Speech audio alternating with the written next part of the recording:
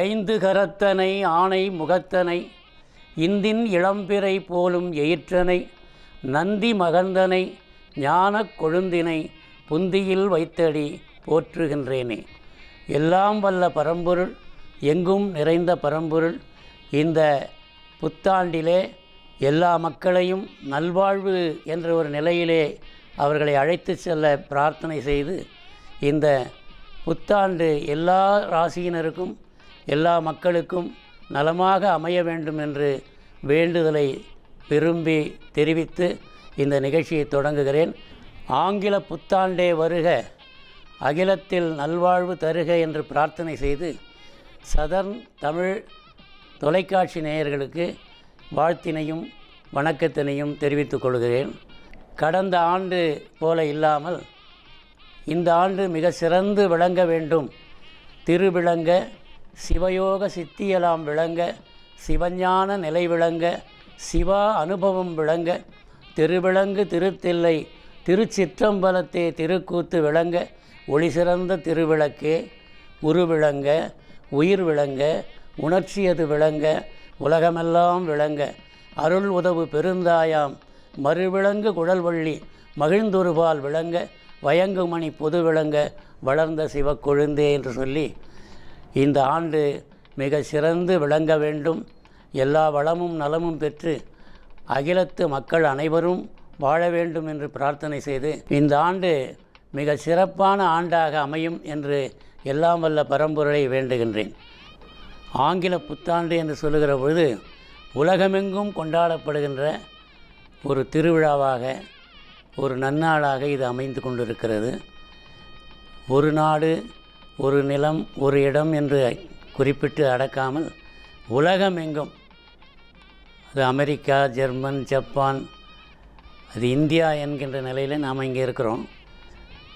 தொலைக்காட்சிகளிலே நாம் பார்க்கிற பொழுது உலகத்திலே எவ்வளவு மகிழ்ச்சியையும் ஆனந்தத்தையும் அந்த மக்கள் அனுபவிக்கிறார்கள் என்ற ஒரு நிலையையும் நாம் பார்க்க முடிகிறது. அதனால் இந்த காலகட்டத்தில் ஆங்கில புத்தாண்டை நாம் வரவேற்கின்ற விதத்திலே எல்லா வகையிலையும் எல்லா நிலைகளிலேயும் நாம் பார்க்கிற பொழுது இந்த மொழி, இனம், ஜாதி, நாடு எல்லாவற்றையும் கடந்து இயக்கம் எப்படி இருக்கிறது என்று சொன்னால் 9 கிரகங்களுக்கு உட்பட்ட இயக்கமாகத்தான் அது அமைந்திருக்கிறது. அதைத்தான் முதலிலே நான் குறிப்பிட்டேன். ஞாயிறு, திங்கள், செவ்வாய், புதன், வியாழன், வெள்ளி, சனி. அதன் பிறகு 2 கிரகங்களை சேர்க்கிறோம், ராகு, கேது. அதனால் 9 கிரகங்கள், நவக்கோள்கள். இந்த சுழற்சி எங்கே நமக்கு கிடைக்கிறதுன்னு கிரகம்தான். தமிழில் சொன்னாலும் சரி, அது ஆங்கிலத்தில் சொன்னாலும் சரி, கிரகங்களின் அடிப்படையில் தான் பெயர் விளங்குகிறது.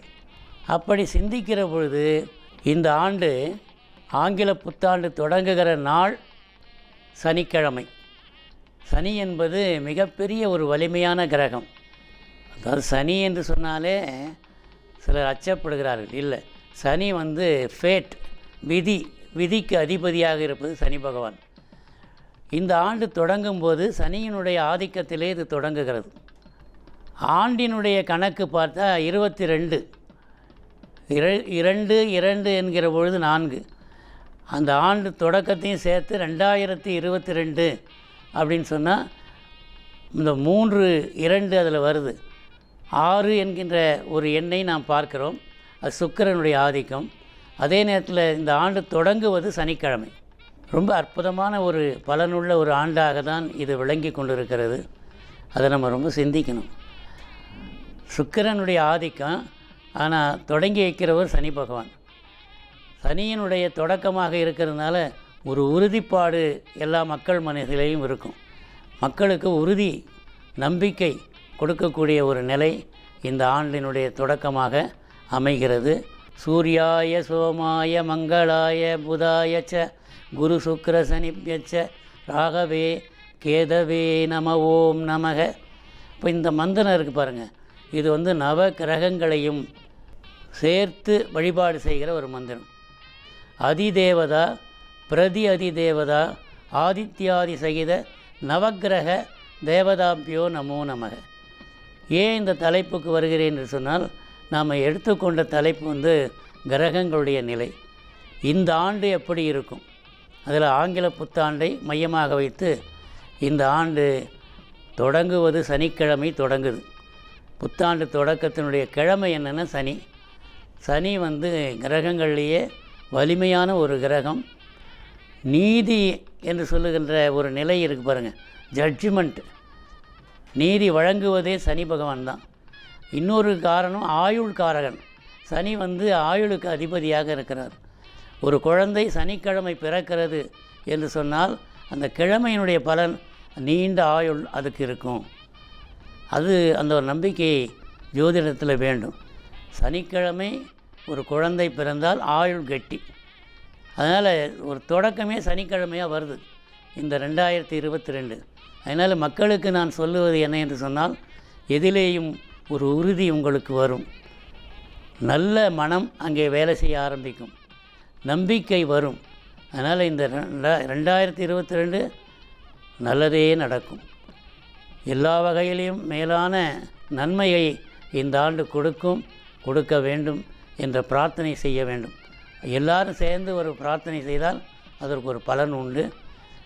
இந்த கடந்த காலத்தில், கடந்த ஆண்டு 2021 நினைக்கிற பொழுது பல துன்பங்களை அந்த ஆண்டு நமக்கு கொடுத்திருக்கிறது என்று நினைக்க தோன்றினாலும் அதெல்லாம் பாடங்களாக, அனுபவங்களாக எடுத்துக்கொண்டு இந்த 2022 என்ன செய்யும் என்பதை பற்றி நாம் சிந்திப்போம்.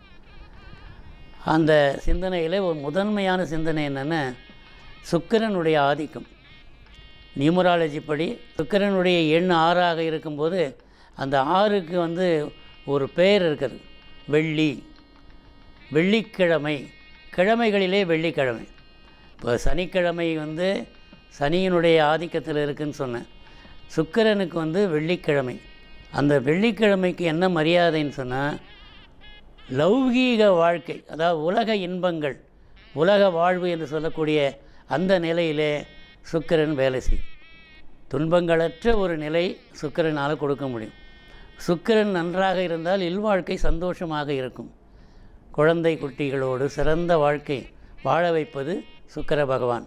அதனால் நாம் இந்த ஆண்டு சுக்கிரனுடைய ஆட்சியில் இருக்கிறது. ஒவ்வொரு ராசிக்காரர்களுக்கும் கிரகங்கள் வேறுபட்டாலும் ராசிகள் என்ன செய்யும் என்பதை பற்றி சிந்திக்க வேண்டும். மேஷ ராசி, மேஷத்துக்கு அதிபதி செவ்வாய் சுக்கிரனுக்கும் நட்பு உண்டு. அதனால் மேஷராசிக்காரர்கள் சந்தோஷமாக இருக்கணும், சந்தோஷமாக வாழ்வு அமைய வேண்டும் என்று இந்த நேரத்தில் நான் வாழ்த்துகிறேன். ஏன்னா அந்தந்த ராசிக்கு உள்ள பலன் உண்டு. அசுவனி, பரணி, கிருத்திகை இந்த நட்சத்திரங்களுக்கு உரிய பலன்களும் அவர்களுக்கு கிடைக்கும். அடுத்து ரிஷப ராசிக்காரர்கள். ரிஷபம் என்று சொன்னால், அதாவது சிவபெருமானுடைய வாகனமே எதுனா ரிஷபம்தான். ரிஷபம் பொறுமை, பெருந்தன்மை இதெல்லாம் கொடுக்கக்கூடியது ரிஷபம். அந்த ராசிக்கு உரியவர்கள் இந்த ஆண்டு மிகச்சிறந்த பலனை எப்படி மேஷத்துக்கு சொன்னேனோ அந்த மாதிரி ரிஷபத்துக்கும் ஒரு மரியாதையை, ஒரு உயர்ந்த பண்பை, உயர்ந்த வாழ்வை இந்த ஆண்டு கொடுக்கும். மிதுன ராசி ரொம்ப சிறப்பான ஒரு நிலையை கொடுக்கக்கூடியது, ஞானத்துக்கு அதிபதியாக இருக்கக்கூடியது. அதனால் அந்த ராசிக்காரர்களும் இந்த ஆண்டு மகிழ்ச்சியோடு வாழ்க்கையை தொடங்கி நெகிழ்ச்சியும் மகிழ்ச்சியும் கலந்த ஒரு நிலையிலே இந்த ஆண்டு அமையும் என்று வாழ்த்துகின்றேன். கடக ராசிக்காரர்கள். கடகம் என்பது ஜல ராசி என்று சொல்வார்கள். கடல் கடந்து போகிற வாய்ப்புகள் அந்த ராசிக்காரர்களுக்கு அமையும். வெளிநாட்டுக்கு போய் படிக்கணும், வெளிநாட்டுக்கு போய் வேலை செய்யணும் என்று நினைக்கின்றவர்கள், இந்த ராசியிலே இருக்கிறவர்களுக்கு அது ஒரு பெரிய வாய்ப்பை இந்த ஆண்டு அமைக்கும். ஏன்னா சுக்கிரனுடைய ஆதிக்கத்தில் இருக்குது. சிம்ம ராசி என்று சொல்வார்கள். சிம்மம் என்பது பேரிலேயே ஒரு கௌரவத்தையும் கம்பீரத்தையும் உடைய ஒரு ராசியாக இருக்கிறது. சிம்ம ராசிக்காரர்கள் நேர்மை தவறாதவர்களாக, உண்மைக்கு உழைப்பவர்களாக இருப்பார்கள். அவர்களுக்கு இந்த சுக்கிரனுடைய ஆதிக்கம் மேலும் பல நன்மைகளை, அந்த இன்பங்களையும் தரும் என்ற ஒரு நிலையை சொல்லி, கன்னி ராசி. கன்னி என்பது கௌரவத்துக்குரிய ராசி, நிதானத்துக்குரிய ராசி. அது கன்னி என்றாலே பெண்மை கலந்த ஒரு நிலை அங்கே இருக்கிறது. அந்த ராசிக்காரர்கள் சுக்கிரனுடைய ஆதிக்கம் இந்த ஆண்டு முழுவதும் அமைந்திருப்பதால் மிக ஓங்கிய ஒரு நிலையை, ஒரு உயர்ந்த நிலையை அந்த கன்னி ராசிக்காரர்களுக்கு விளையும் என்ற ஒரு வாழ்த்தை சொல்கிறேன். துலாம், ஏன்னா அந்த நிதானத்துக்கு நான் வருகிறேன். துலா ராசி என்பது எதையும் எடை போட்டு பார்த்து நன்மை தீமைகளை பகுத்து உணர்ந்து செயல்படுகிற ஒரு ராசி.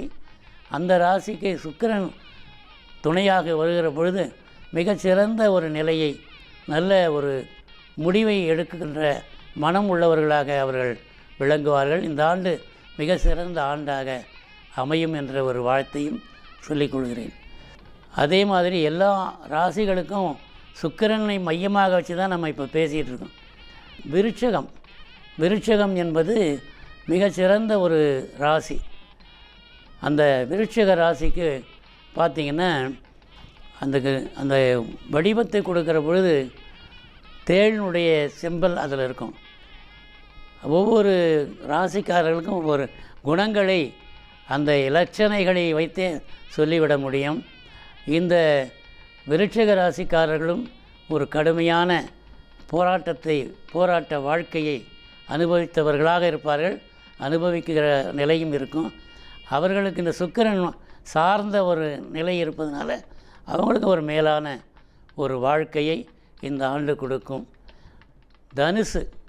தனுசு என்று சொன்னால் வில் அம்பை அங்கே வைத்திருப்பார்கள். தனுசு ராசிக்காரர்கள் எதை தொடங்கினாலும் வேகமாக செயலாற்றுகின்ற ஒரு நிலை அவர்களிடத்தில் இருக்கும். குறிக்கோளை நோக்கி போய்கொண்டிருக்கின்ற பயணமாக அவர்கள் வாழ்க்கை அமையும்.